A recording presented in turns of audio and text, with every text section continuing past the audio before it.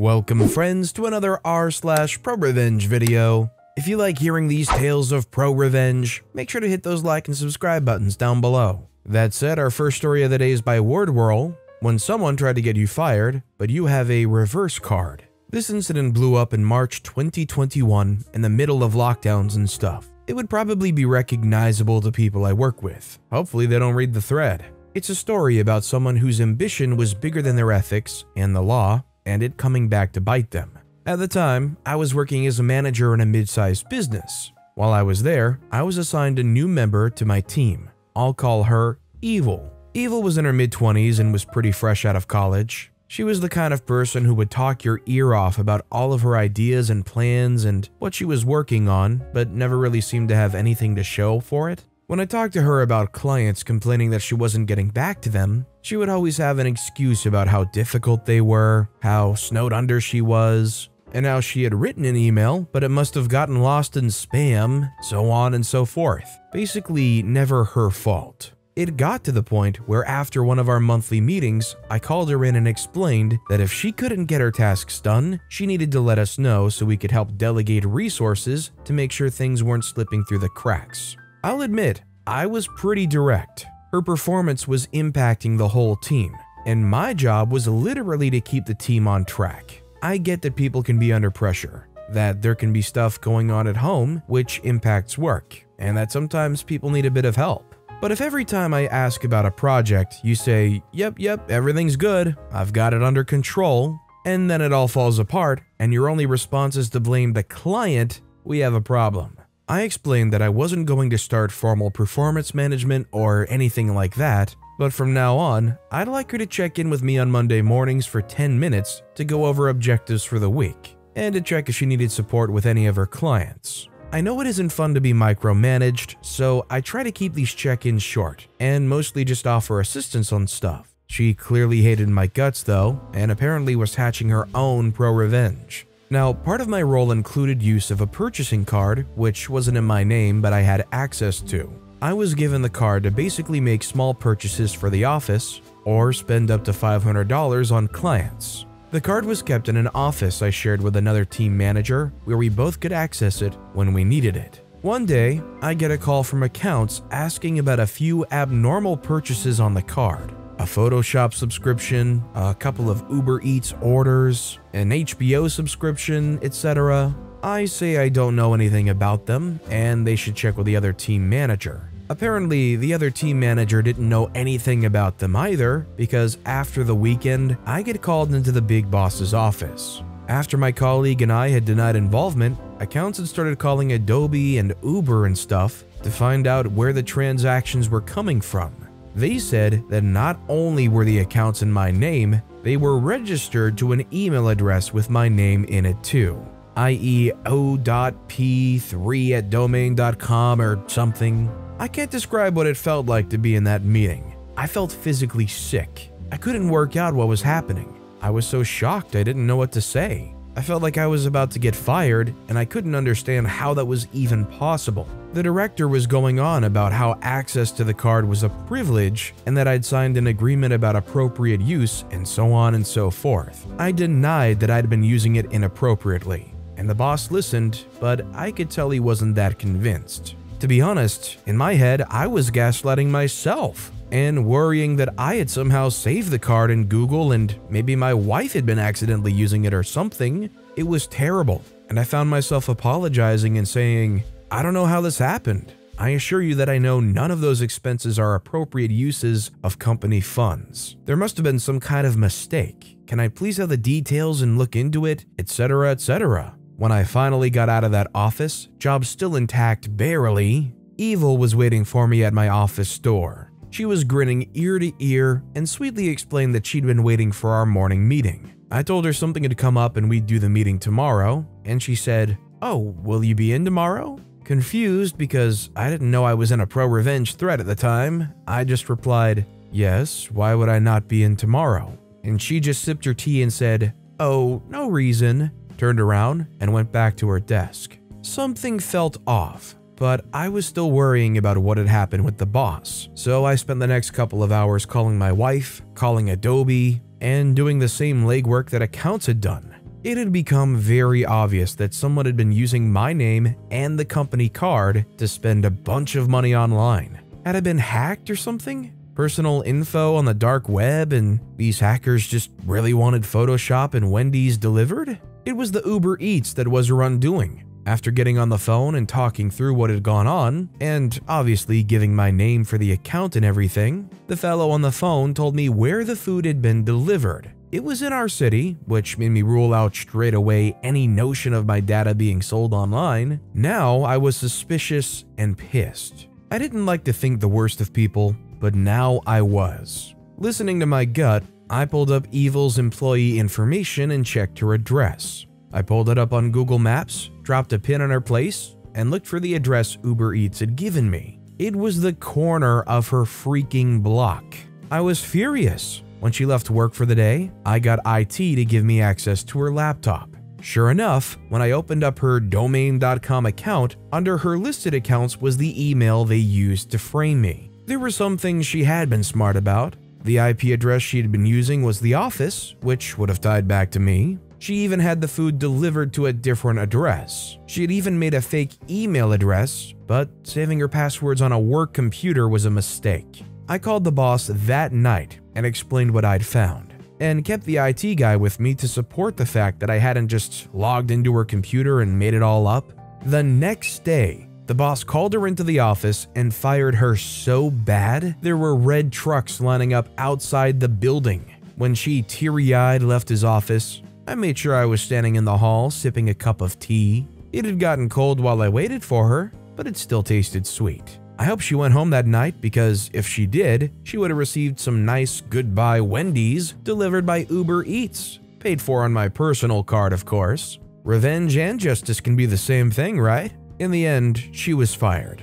The boss apologized, and we were on good terms when I left in October for a new gig. She never apologized, and I haven't seen her since. The boss decided not to get police involved, and neither did I, just didn't want the hassle. What I'm struggling with is what was her actual motive for doing this? Was it just because they're that evil and they didn't like OP so they wanted to get them fired? Or was it just some more general sadistic thing? What do you guys think? Let me know in the comments down below. Our next story is by an anonymous poster, getting justice internationally for a man who got away with sexual assault back home. So this was the June of 2011 that this happened over the course of just one day. One of our family friends had a younger sister in her early 20s, and it had later transpired her partner was being abusive to her for the previous year, forcing himself on her, hitting her, having her phone. These were just some of the examples I can remember, but it was clear he was a horrible piece of work.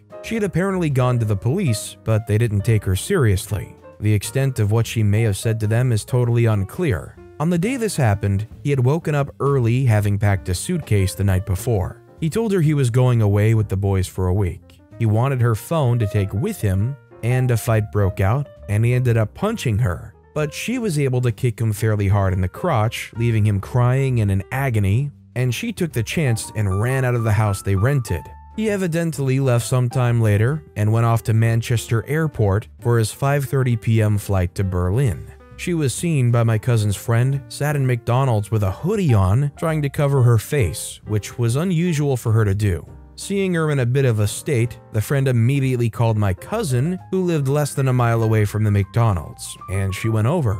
She picked her up, and there was a big emotional breakdown of the details of what he had been doing. Later in the afternoon, there were 5 or 6 of us, including the girl, all at my cousin's house plotting away. We had various ideas, all of which were violent, I'm sure. My cousin said she wasn't waiting for him to come back, and took the details of his flight and proceeded to call Berlin Airport 30 minutes after the flight was scheduled to leave Manchester. She speaks near perfect German due to being with a German guy since she was 21. She gave his description and mentioned he's walking funny as he has bags and bags of cocaine up his backside. She was hoping the kick in the crotch would impact his ability to walk, giving it credibility. There was something unique about his suitcase, but I can't recall exactly what it was. Suffice to say, it would aid immensely in identifying the handful of people who would match his description of age, height, clothes, etc., leaving a particular flight. She told him he had texted a friend bragging he got through Manchester Airport with no issues. At best, we'd hoped that he would take him somewhere when he landed and be searched, etc. to disrupt the start of his holiday. Turns out, that kick in the crotch was absolutely vital, as they intercepted the man walking gingerly through the gate at Berlin, as being the one who had been reported. He was strip searched, and on some form of scan, as if Karma herself had stepped in, he actually had a condom up his backside with cocaine for him and his friends for the holiday. Girl in the story had no idea he was a user, so a great stroke of fortune for her here. He was arrested and accused of attempting to smuggle a lot more. They said he must have disposed of it after Manchester somewhere, thinking he'd been rumbled and hadn't retrieved them all. They floated the idea of 10 years prison time, we think in an attempt to get a confession. In the end, he served 18 months at a prison in Germany after admitting he had smuggled the one bag, and that was it. But the rumor back then was that he had 12 months knocked off due to some home office agreement. I have absolutely no idea if that part is true or not, unfortunately. When he came back home, he relocated some 90 miles away, and I couldn't be sure of the last time I remember hearing anything new about him. We did mull the possibility that he moved away, concerned he'd made enemies at home, and maybe thought someone close to home had involvement in this. She also relocated, but to another city within Europe, and she has her own practice where she's a qualified grief psychologist. It isn't the sort of story we often look back on, given it was born out of complete evil, but it forever reminds me that a kick in the balls can really take a man down. I'm in full agreement with OP. Honestly, a very solid good kick can definitely take a man down. Needless to say, I think most people can agree this guy got what he had coming to him. Whether you believe in karma or not, it feels like karma was served here. And our final story of the day is by Exit Live. Get me fired? Lose your day off. I was recently a store manager for a coffee chain. My assistant manager really didn't like me, as she was well experienced, but I was hired externally to be her manager. She did lots of petty things like telling my boss when I was a few minutes late, even though it was for medical reasons. She said I didn't communicate with her, but the entire store went to her with stuff they should have come to me for, as they knew her better since she'd been there longer, and she rarely told me about any of it. A few weeks ago, someone called in for a shift to her right after I'd left. She texted me telling me, saying the store was short-handed and I would head to the store. I misread that as, I will head to the store, and told her, thank you, be careful, trying to be nice. She replies, no, I was telling you that you should head to the store. I have time off today. Like she was my boss instead of the other way around. Due to the company cutting back on labor, I was told to cut about 100 hours from a schedule that was already published. This was rough, as I was trying to be fair and distribute the cuts fairly. Everyone got notifications in real time as I made the required changes. About a quarter of the staff texted me witching about the cuts, and the rest texted her. Apparently, some of them worked out a plan to get me fired, where they all called HR to report everything I'd ever said or done that could be misinterpreted.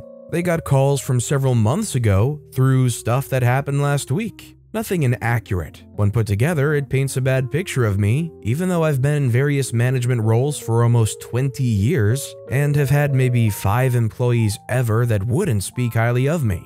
Anyway, her plan worked and I was fired Friday. This is the first time I've been fired since 2001. Early this morning, the person supervising evening shift, who hadn't heard yet, texted me that he wasn't feeling well and couldn't make it in. I told him, thanks for telling me, feel better. 20 minutes before his shift was set to begin, on my former assistant's day off, I texted her, hey, Redacted texted me early this morning, he's sick and won't be in today. I would head to the store. Yeah, I bet it's not so fun when the tables are turned, right? Although OP got fired, probably unjustly, it must be nice being able to get just a little bit of annoying revenge in there, kinda prick them a little bit there with that. Make them eat a nice spoonful serving of the jerk that they were being to you, using their own arsenal back on them. In any situation, if you can pull that off, that's just about the most satisfying thing you can do. But with that being said, that's all the time we have for today. So of all these stories I've read today, which is your favorite and why? Let me know in the comments down below.